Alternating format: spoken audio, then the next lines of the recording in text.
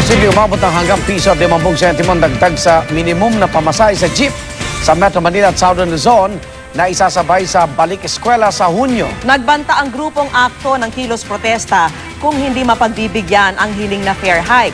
Ang grupong Pasang Mazda naman sinabing sapat nang ibalik sa 850 ang minimum na pasahe. Saksi si Steve Dailisa. Pag nagkataon, aabot sa piso at 50 sentimos ang dagdag sa minimum na pasahe. Isa kasi yan sa 3 kwenta ng dagdag pamasahe na ilalatag sa Pangulo ng LTFRB. Pero pwede rin naman daw na 50 sentimos o piso lang ang dagdag. Sa bawat pagpipilian, isinaalang-alang daw ang galaw ng produktong petrolyo, spare parts at kita ng mga tsuper.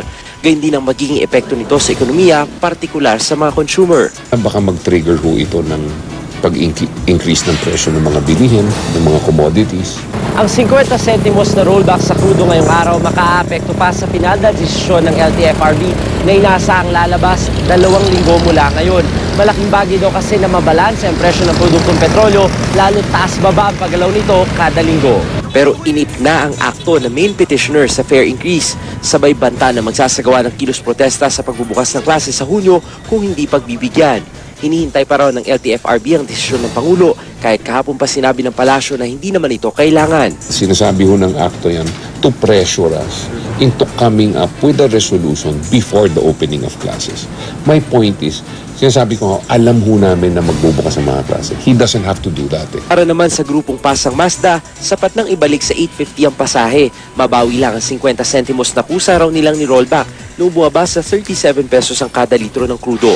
Nasa 43 hanggang 45 pesos ang kada litro ngayong taon.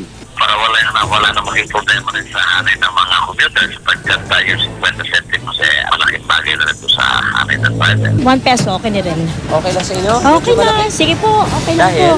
Dahil yung mga chopper ho naman yung nangangailangan ng karagdagang kita. 50 cents lang.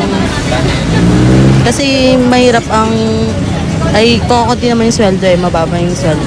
Kawawa rin naman yung mga jeepney drivers kasi mataas yung gasolina.